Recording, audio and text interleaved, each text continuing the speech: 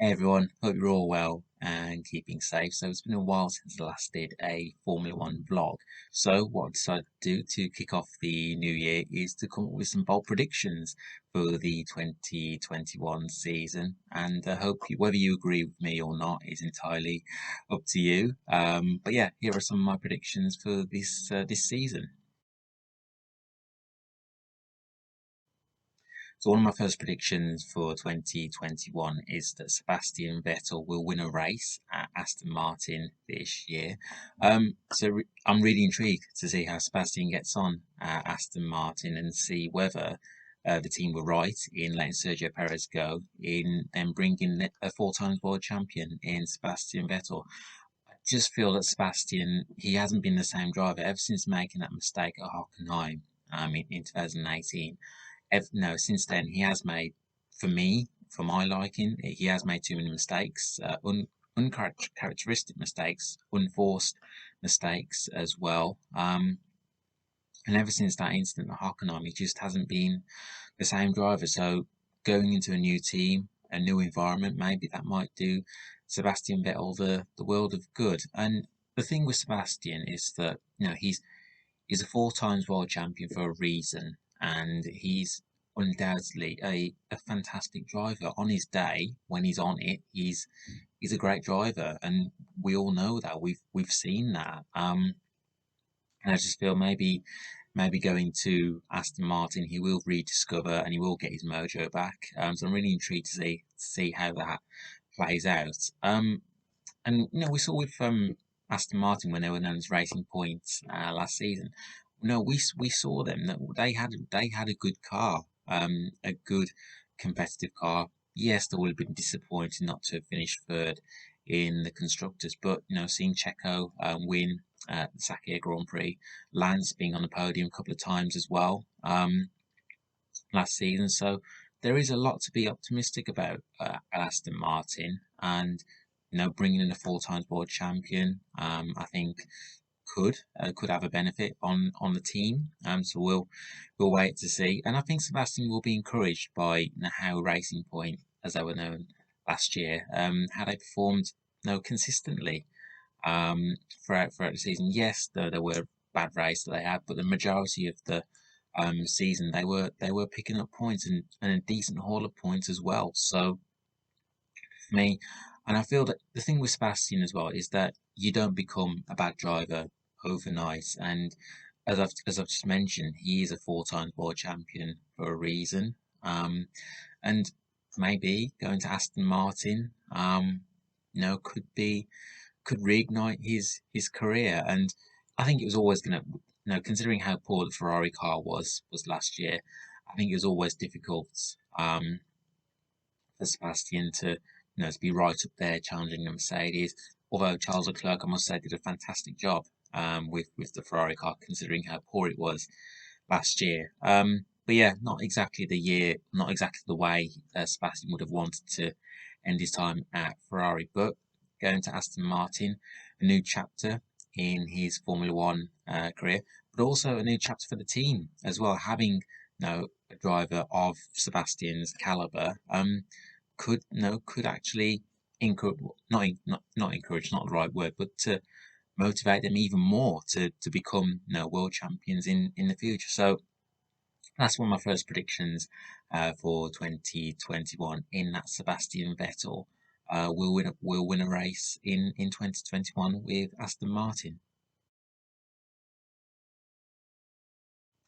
So, my second prediction of 2021 is actually a driver to watch this year, and that is Esteban Ocon. Now, some people might disagree with me on that, but everyone is perfectly entitled to their opinions. But I feel that Esteban, last year was his first year coming back into Formula One, having had that year out. So I think it was never going to be a straightforward year for Esteban, and there were times, unfortunately, where he had reliability issues with his car, and he had to retire from races. So there were times where he was unfortunate, Esteban, but we saw him finishing on the podium in that Sakhir Grand Prix, first ever time in his career.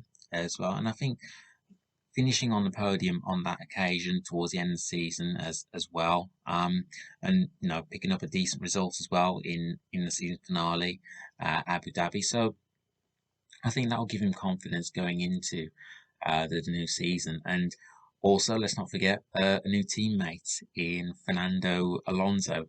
What a better way, or what a better person to learn from now, to be alongside a two-time world champion. I think that will drive Esteban on this season. I really do. I think the team will expect a lot of big things from Esteban this year, but I genuinely feel that Esteban can do it, and we've seen that he's capable of picking up decent results. And for me, I think he could be a driver to watch out for this year. With Alpine, the progress they were able to make last year as Reynolds, I think throughout the season, will have no doubt pleased Fernando, but also Esteban as well. And now he's got that season under his belt with the team. I think that'll do him the world of good going into 2021. So the driver to watch for me is Esteban Ocon in 2021.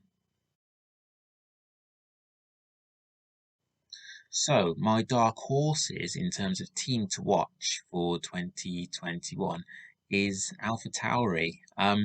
Look, I don't expect AlphaTauri to be challenging for Constructors' Championship. I don't expect that, but they are a team that could potentially be challenging the top end of the midfield. And we saw last year phenomenal, fantastic season for Pierre Gasly, one of the most consistent drivers of 2020. And if he can continue to build on that going into the new year, we know now that Yuki Tsunoda will be Pierre Gasly's teammate for this year. Yuki's gonna he's gonna take time. You have to give him a chance to settle down into his new surroundings. But with all the hype around Yuki, the fact that he finished third in the Formula Two Championship last year, so suggests that Yuki is someone that the team trust. Obviously, knowing that he's got backing from Honda as well. So and Red Bull, even the likes of Dr. Helmut Marko have predicted really good things for Yuki Tsunoda. So be interesting to see how he fares at AlphaTauri. But if he can settle in straight away, and if he can right from the very off, start to score points, and then to be able to build on that. If he can do that, then we AlphaTauri could be a team to watch out for. And even towards the back end of last season as well, when Danny Kvyat was driving for the team, he was picking up good points for the team as well. And obviously, let's not forget, Pierre Gasly winning in Monza as well. One of the moments, one of the standout moments of 2020 in Formula One. So, if Pierre Gasly can continue to be consistent and pick up those strong results, and if Yuki can settle down quickly at AlphaTauri and get his foot on the accelerator and quickly and score points, then I think AlphaTauri could surprise one or two people next year. Like I say, I don't expect them to be challenging for the Constructors' Championship, but being in amongst that top end of the midfield, absolutely. And there's no reason why AlphaTauri can't produce some more giant killing results in 2021. So, as I mentioned, AlphaTauri are my team to watch this year. So my fourth prediction for 2021 is that Williams will not only score points this year, but they will finish at least eighth in the constructors. Yes, they didn't score any points last season, but I saw enough signs to suggest that Williams will be able to do that. Will be able to score points in 2021. George Russell got through to Q2 on so many occasions last year, but I think what George needs to work on now is being able to convert those strong qualifying sessions into race results. Unfortunately, there were times where George was close to scoring points, but unfortunately just wasn't quite able to make it into the points. And as for Nicholas Latifi as well, obviously he will have been disappointed to have been out qualified in all the races, all the race weekends against George. But again with Nicholas, he was quite close to scoring points on a couple of occasions last season. So and considering the circumstances, considering it was his first season in Formula One, I actually don't think Nicholas. I think thought Nicholas did a good job actually in his debut season in Formula One, and I can certainly see both drivers scoring points in 2021. We also now know that Williams have also going to be using Mercedes gearboxes from 2022, but they're also going to be using related hydraulic components as well. And as we all know, so they've been bought by Doyleton Capital. They bought back last year, so they've got new, fresh investment in the team. So bearing that in mind, I think that'll give them confidence going into this year, and I genuinely can see Williams scoring points, and not only that, finishing in eighth in the constructors, and potentially beating Haas and also Alfa Romeo as well in the constructors. But yeah, so that is my fourth prediction of the 2021 season: is the fact that Williams will not only score points this year, but they will finish eighth in the constructors. And then my final prediction for 2021 is that I mentioned earlier about Sebastian Vettel winning a race for Aston Martin this year. I also predict that McLaren will be on the top step of the podium as well. So it's been a long time since we last saw McLaren on winning a race.